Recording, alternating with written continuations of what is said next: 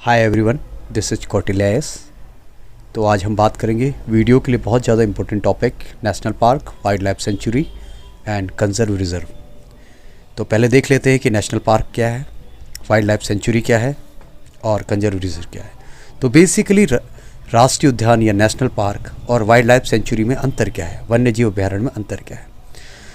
तो राष्ट्रीय उद्यान और वन्य जीव अभ्यारण्य दोनों को जानवरों के संरक्षण के लिए बनाया जाता है, जिससे हम जानवरों की जान मान का ख्याल रख सकें, उन्हें बचा सकें। राष्ट्रीय उद्यान में आप अपने जानवरों जैसे कि गाय, बकरी, भैंस, भेड़ आदि को चरा नहीं सकते, जबकि वन्य जीव अभ्यारण्य में कुछ समय के लिए इन्हें चरा सकते हैं। राष्ट्रीय उद्यान में कोई पर्यटक नहीं जा सकता है, ना ही रह सकता है, जबकि वन्य जीव अभ्यारण्य में लोग रह नहीं सकते, लेकिन कुछ समय के लिए घूमने जा सकते हैं, लेकिन किसी भी प्रकार का शिकार नहीं कर सकते। ऐसे ही राष्ट्रीय उद्यान को अगर हम देखें तो ये वन्य जीव अभ्यारण्य से ज़्यादा सुरक्षित होता है। राष्ट्रीय उद्यान वन्य जीव अभ्यारण्य की अपेक्षा अधिक शक्तिशाली होता है। राष्ट्रीय उद्यान और वन्य जीव अभ्यारण्य यदि बनाए जा रहे हैं तो आपकी ज़मीन उसके अंदर आ रही है, तो सरकार आपसे वन्य जीव अभ्यारण्य में उसके लिए आपसे कुछ भी प्रकार के नियम के साथ एक कॉन्ट्रैक्ट करते हैं, जबकि राष्ट्रीय उद्यान में वो आपको पैसा या मुआवजा दे के पहले ही अलग कर देते हैं। इस प्रकार हम देख सकते हैं नेशनल पार्क स्ट्रिक्टली प्रोहिबिटेड है टूरिस्टों के लिए भी, जबकि वाइल्ड लाइफ सेंचुरी में कोई भी टूरिस्ट घूम सकता है। नेशनल पार्क पूरी तरह से गवर्नमेंट के अंडर में होता है, जबकि वाइल्ड लाइफ सेंचुरी या वन्य जीव अभ्यारण्य सरकारी या प्राइवेट संस्था के अंडर में आ सकता है। वन्य जीव अभ्यारण्य को यानी कि वाइल्ड लाइफ सेंचुरी को नेशनल पार्क में तो बदला जा सकता है, लेकिन नेशनल पार्क को वन्य जीव अभ्यारण्य में नहीं बदला जा सकता है। वन्य जीव अभ्यारण्य में लोकल के लोग लकड़ी आदि लेने के लिए गाँव के लोग जा सकते हैं, जबकि राष्ट्रीय उद्यान में ऐसा नहीं कर सकते। राष्ट्रीय उद्यान में किसी एक विशेष प्रकार के जानवर के लिए नहीं बनाया जाता है, इसमें हर प्रकार के जानवर रहते हैं, जबकि वन्य जीव अभयारण्य में किसी भी विशेष जानवर के लिए बनाया जाता है। यह इसमें मुख्य अंतर है। तो हमने देखा कि बेसिकली क्या डिफरेंस है नेशनल पार्क और वाइल्ड लाइफ सेंचुरी में। अब हम देखेंगे उत्तराखंड राज्य में वन्य जीव एवं संरक्षण कैसे प्रारंभ हुआ, इसके पीछे क्या क्या है। तो इसमें हम देखेंगे कि जो आपका वाइल्ड लाइफ सेंचुरी है उसमें सबसे जो पहला वन्य जीव संरक्षण केंद्र 1935 में देहरादून में मोतीचूर वन्य जीव विहार की स्थापना हुई थी। बाद में 1983 में इस वन्य जीव संरक्षण को राजाजी राष्ट्रीय उद्यान में समाहित कर दिया। इस प्रकार अभी वर्तमान में उत्तराखंड में 6 राष्ट्रीय उद्यान, 7 वन्य जीव विहार और 4 संरक्षण आरक्षित स्थल हैं। तो हम राष्ट्रीय उद्यान देख लेते हैं। सबसे पुराना राष्ट्रीय उद्यान आपका कार्बेट राष्ट्रीय उद्यान, जिसकी स्थापना 1936 में, वर्ग क्षेत्रफल 520.82 वर्ग किलोमीटर। अगर इसकी स्थिति देखें तो यह आपका गढ़वाल और नैनीताल में। थोड़ा सा इसके बारे में जान लेते हैं। कार्बेट राष्ट्रीय उद्यान को हैली राष्ट्रीय उद्यान के नाम से भी जाना जाता है। यह भारत का ही नहीं बल्कि एशिया का भी प्रथम राष्ट्रीय उद्यान है। स्वतंत्रता के बाद इसका नाम रामगंगा नेशनल पार्क रखा गया, लेकिन 1957 में प्रकृति प्रेमी जिम कार्बेट की स्मृति में इनका नाम कार्बेट राष्ट्रीय उद्यान रख दिया गया। यह पौड़ी जिले में और नैनीताल जिले में विस्तृत है। इस पार्क में प्रवेश द्वार के लिए नैनीताल जनपद के ढिकाला में प्रवेश द्वार बनाया गया है। तो पेपर में यह भी पूछ सकता है कि कार्बेट राष्ट्रीय उद्यान की स्थापना कब हुई थी, इसका पुराना नाम क्या है, जैसे कि हैली नेशनल पार्क, और इसके प्रवेश द्वार को क्या कहते हैं, तो ढिकाला कहते हैं। 1 नवंबर 1973 को इसे भारत का पहला बाघ संरक्षित घोषित किया गया। संरक्षित क्षेत्र की घोषणा के बाद पार्क में शेरों की संख्या में काफ़ी वृद्धि हुई है। सर्वाधिक पर्यटक इसी उद्यान में आते हैं। तो हमने पहला देखा आपका कार्बेट राष्ट्रीय उद्यान 1936। आप इसमें दो तरह से प्रश्न पूछे जाते हैं। एक, सबसे बड़ा क्षेत्रफल की दृष्टि से कौन सा नेशनल पार्क है, तो वह है कॉर्बेट राष्ट्रीय उद्यान। सबसे बड़ा है आपका जो है वह है गंगोत्री राष्ट्रीय उद्यान, 2390.02 वर्ग किलोमीटर उत्तरकाशी जनपद में स्थित। और सबसे छोटा नेशनल पार्क है फूलों की घाटी, जिसकी खोज 1982, स्थापना वर्ष 1982, चमोली गढ़वाल अंतर्राष्ट्रीय निधि के अंतर्गत, क्षेत्रफल 87.50 किलोमीटर। तो ये दो प्रश्न तो आपसे पेपर में पूछे ही जाते हैं कि सबसे बड़ा राष्ट्रीय उद्यान कौन सा है, तो गंगोत्री राष्ट्रीय उद्यान, सबसे छोटा तो फूलों की घाटी, और यहाँ तक कि क्षेत्रफल भी पूछा जाता है। इनके पेपरों में आप स्थापना वर्ष आखिर कैसे याद करेंगे, जरा उस पर भी हम देखेंगे। तो जैसा कि पहला हमने देखा, जिस पहले राष्ट्रीय उद्यान की खोज हुई है या स्थापना हुई है 1936 में, कॉर्बेट राष्ट्रीय उद्यान या हेलेन। इसके बाद हम देखते हैं गोविंद राष्ट्रीय उद्यान। तो जो गोविंद राष्ट्रीय उद्यान है आपका, इसमें यह 1990 दे रखा है, बट ये 1980 है, इसको 1980 कर लीजिएगा। 1980 गोविंद राष्ट्रीय उद्यान, ये है आपका उत्तरकाशी में, ठीक है। और ये है 472.8 वर्ग किलोमीटर में फैला उत्तरकाशी में स्थित नेशनल पार्क। ये फेमस है आपके भूरा भालू, कस्तूरी मृग, हेम तेंदुआ, भरल, थार, काला भालू, भोजपत्र, देवदार, बाज आदि की वनस्पतियां हमको देखने को मिलती है। आगे देखते हैं हम आपका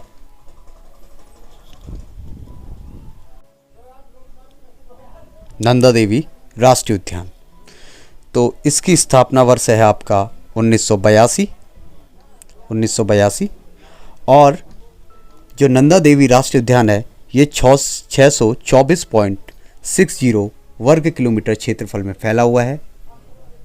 स्थापना वर्ष 1982 और पार्क का मुख्यालय जोशीमठ में स्थित है, ठीक है। तो जोशीमठ किधर है आपका, ये इधर चमोली। अगर हम इसे देखें तो कैसे याद कर सकते हैं, 1982, राइट। तो ये 1982 हो गया, ये हमने देख लिया था 1980 के बाद आप इसको सीरीज़ में भी लगा सकते हैं।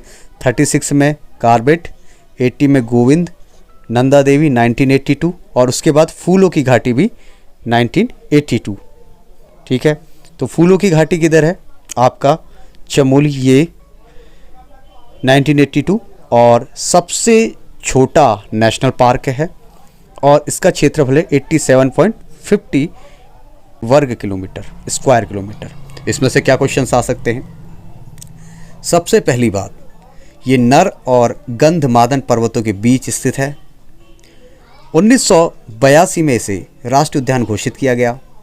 यह पुष्पावती नदी के किनारे है। तो प्रश्न पूछ लेते हैं कि कौन सी नदी के किनारे स्थित है, तो पुष्पावती नदी के किनारे स्थित है। फूलों की घाटी की खोज का श्रेय जाता है पर्वतारोही फ्रैंक स्माइथ, जिन्होंने इसकी खोज 1931 में कामेत पर्वत पर चढ़ने के बाद गंधमादन पर्वत श्रृंखला से होकर बद्रीनाथ की ओर जा रहे थे। तो यहाँ इन फूलों की घाटी के दर्शन में, यहाँ पे 250 किस्म के बीज वे अपने साथ साथ विदेश ले गए। फ्रैंक स्माइथ की एक पुस्तक द वैली ऑफ फ्लावर प्रकाशित होने पर यह पूरी दुनिया का ध्यान इसकी ओर गया। यहाँ दुर्लभ प्रजाति कस्तूरी मृग, गुलदार, भरत, हिमालयन भालू पाए जाते हैं। फूलों की घाटी को स्कंद पुराण के केदार खंड में नंदकानन भी कहा गया है। महाकवि कालिदास ने मेघदूत में इसे अलका कहा गया है। इस घाटी को गंधमादन, बैकुंठ, ब्यूधार, पुष्पावली, पुष्परसा, फ्रैंक स्माइथ घाटी आदि के नाम से जाना जाता है। तो आपसे पेपरों में इतने सारे प्रश्न ये पूछ सकता है। अगला है राजाजी राष्ट्रीय उद्यान। राजाजी राष्ट्रीय उद्यान 1983, जैसे कि मैंने बताया आपको, पहला कॉर्बेट राष्ट्रीय उद्यान 1936, 1980 गोविंद राष्ट्रीय उद्यान, उसका नंदा देवी 1982, फूलों की घाटी 1982 और राजाजी 1983। तो आप इसको सीरीज में याद कर सकते हैं। क्षेत्रफल की दृष्टि से देखें तो 820.42 वर्ग किलोमीटर, और ये फैला है आपका हरिद्वार, देहरादून और पौड़ी। यहाँ पर राजाजी नेशनल पार्क, हरिद्वार, पौड़ी और देहरादून, इनके बीच में फैला हुआ है।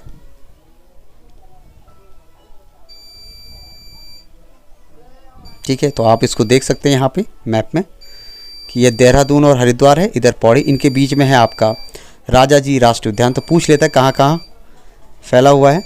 ठीक, तो राजा जी राष्ट्रीय उद्यान, जो राजा जी राष्ट्रीय उद्यान है 1983 में स्थापित किया गया, 820.42 वर्ग किलोमीटर क्षेत्रफल में देहरादून, हरिद्वार और पौड़ी जिलों में फैला है। पार्क में 23 प्रकार के स्तनधारी वन्य प्राणी, 313 प्रकार के पक्षी पाए जाते हैं। इसके बाद हम आगे आते हैं आपका, और लास्ट है आपका गंगोत्री राष्ट्रीय उद्यान। गंगोत्री राष्ट्रीय उद्यान जो कि है आपका उत्तरकाशी में, स्थापना वर्ष 1989, और यही सबसे बड़ा नेशनल पार्क है उत्तराखंड का, जो 2390.02 वर्ग किलोमीटर में फैला हुआ है उत्तर। तो सबसे बड़ा राष्ट्रीय उद्यान अगर हम देखें तो वो आपका उत्तरकाशी में गंगोत्री राष्ट्रीय उद्यान है सबसे बड़ा, और सबसे छोटा अगर हम देखें तो फूलों की घाटी जो कि है चमोली 87.50। तो ये पेपर में आपसे पूछ लिया जाता है। ये हो गई नेशनल पार्क की बात। अब हम देखेंगे आपका वाइल्ड लाइफ सेंचुरी या वन्य जीव अभ्यारण्य। तो वन्य जीव अभ्यारण्य में अगर हम देखें तो वन्य जीव अभ्यारण्य में सबसे पहला जो वन्य जीव अभ्यारण्य मिलता है हमें, वो मिलता है 1955 गोविंद वन्य जीव विहार। इसकी स्थापना हुई थी उत्तरकाशी में, तो ये बहुत इंपॉर्टेंट है। 1955 उत्तरकाशी में गोविंद वन्य जीव विहार। और गोविंद वन्य जीव जो विहार है वो बेसिकली हिमबाघ या स्नो लेपर्ड, कस्तूरी मृग, हिमालयन थार, गुलदार बिल्ली, भूरा भालू, काकड़, सांबर, सेही, गोल्डन ईगर आदि पक्षियों के लिए प्रसिद्ध है। अगर हम इसके बाद आते हैं तो इसके बाद है आपका केदारनाथ वन्य जीव विहार, जिसकी स्थापना हुई 1972 में। ये पड़ता है आपका चमोली गढ़वाल में, वर्ग किलोमीटर 975.20 वर्ग किलोमीटर पे, और चमोली एवं रुद्रप्रयाग के केदारखंड क्षेत्र में स्थित है। यहाँ पाए जाने वाले पक्षियों में मोनाल, फिजेंट, कोकलास, फिजेंट, वनस्पतियों में बाज, बुरास, चीड़ आदि मुख्य हैं। तीसरी वाइल्ड लाइफ सेंचुरी अस्कोट जो कि बहुत इंपॉर्टेंट है, वो है आपका पिथौरागढ़ में, पिथौरागढ़ जो कि आपके पूर्व में है सबसे। अस्कोट वन्य जीव विहार पूछ लिया जाता है पेपर में। इसका एस्टेब्लिशमेंट वर्ष भी पूछ लिया जाता है, 1986 में हुआ था। और ये बेसिकली जो अस्कोट वन्य जीव विहार है, ये क्षेत्र 600 वर्ग किलोमीटर में, लगभग 600 वर्ग किलोमीटर क्षेत्रफल में फैला है। अस्कोट कस्तूरी मृग विहार जनपद पिथौरागढ़ में स्थित है, और बेसिकली कस्तूरी मृग के लिए फेमस है। यहाँ सर्वाधिक कस्तूरी मृग हैं, लगभग इनकी संख्या 67 है। इसके बाद हम देखते हैं सोना नदी वन्य जीव विहार। ये कहाँ है आपका? पौड़ी गढ़वाल। इधर ये पौड़ी गढ़वाल सोना वन्य जीव विहार, और क्षेत्रफल की देखें तो 301.18 वर्ग किलोमीटर, स्थापना 1987। तो आपसे पूछ लेंगे सोना नदी वन्य जीव विहार कहाँ है आपका? पौड़ी गढ़वाल। और ये भी हॉर्नबिल, पलास, फिशिंग ईगल, कलीज, हिमालयन पाइट, किंग फिशर आदि के लिए प्रसिद्ध है। इसके बाद हम देखते हैं आपका बिनसर वन्य जीव विहार। बिनसर वन्य जीव विहार कहाँ है? अल्मोड़ा में, 47.07 वर्ग किलोमीटर, 1988 में इसकी स्थापना हुई बिनसर की। और यहाँ पे बिनसर जो है पूछ लेते पेपर में कहाँ स्थित है? अल्मोड़ा में। इसके बाद है मसूरी वन्य जीव विहार। इसकी स्थापना हुई 1993 में, वर्ग किलोमीटर 10.82 वर्ग किलोमीटर। और ये मसूरी की तरह आपका, आप सीधे पता लगा सकते हैं आपका देहरादून में, क्योंकि मसूरी है ही देहरादून में। तो मसूरी जो वन्य जीव विहार है 1993 में 11 वर्ग किलोमीटर लगभग देहरादून में फैला हुआ है। ये भी बटेर, चकोर, जंगली मुर्गा आदि के लिए प्रसिद्ध है। और जो विलुप्त घोषित की गई माउंटेन क्लेव है, पहाड़ी बटेर, उसको अंतिम बार यहीं देखा गया था। इसके बाद जो 7वां वन्य जीव अभ्यारण्य बना है लगभग 2012 में, जो कि नैनीताल चंपावत ज़िले में स्थित है और 269.95 वर्ग किलोमीटर में फैला हुआ है। ये बेसिकली बाघ, लंगूर, भालू आदि जंतु के लिए प्रसिद्ध है। यह नैनीताल में नंदौर नदी के आसपास उधम सिंह नगर के बॉर्डर पर यह वन्यजीव विहार स्थित है। तो आपसे पेपर में क्या पूछा जा सकता है? ये पूछा जा सकता है कि बिनसर वन्यजीव विहार कहाँ है? सोना नदी, अस्कोट या गोविंद वन्यजीव विहार की स्थापना कब हुई थी? 1955। केदारनाथ बहुत इंपॉर्टेंट है, 1972। अगर हम सबसे छोटा वन्यजीव विहार देखें तो आपका मसूरी वन्यजीव विहार, और अगर सबसे बड़ा वन्यजीव विहार देखें तो केदारनाथ वन्यजीव विहार सबसे बड़ा है। पेपरों में आया है 1972, चमोली गढ़वाल 975.20 वर्ग किलोमीटर। तो इसको बहुत अच्छी तरह से ध्यान रखें। तो ये हुआ आपका वाइल्ड लाइफ सेंचुरी। अब हम बात करते हैं कंजर्वेशन रिजर्व की या संरक्षण क्षेत्रों की। तो अगर हम संरक्षित क्षेत्रों में देखें तो आसन वेटलैंड संरक्षण आरक्षित क्षेत्र 2005 में 444.400 हेक्टेयर चक्राता वन प्रभाग। चक्राता किधर आपका? देहरादून में, ये वाला एरिया। झिलमिल झील संरक्षण आरक्षित 2005 3783.500 हेक्टेयर हरिद्वार वन प्रभाग। जो हरिद्वार है वो देहरादून के ठीक ही नीचे।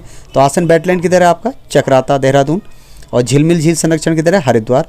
एक है पवलगढ़ संरक्षण आरक्षित क्षेत्र, ये रामनगर प्रभाग में है, नैनीताल वाले एरिया में। और आपका Naina Devi Himalayan bird conservation reserve, ये आपका नैनीताल वन प्रभाग 2015। तो ये जरूर ध्यान रखें। तो आज हमने देखा उत्तराखंड राज्य में जो आपके वन्यजीव विहार हैं, आपके नेशनल पार्क हैं, ये कहाँ कहाँ पर स्थित हैं। तो पेपर की दृष्टि से, और आप किसी भी पेपर पीसीएस के पेपर में भी जाएंगे तो आपसे यहाँ से प्रश्न पूछ सकता है, इनके बीच में अंतर पूछ सकता है। और इसी के साथ ये हम वीडियो कंप्लीट करते हैं। Thank you so much.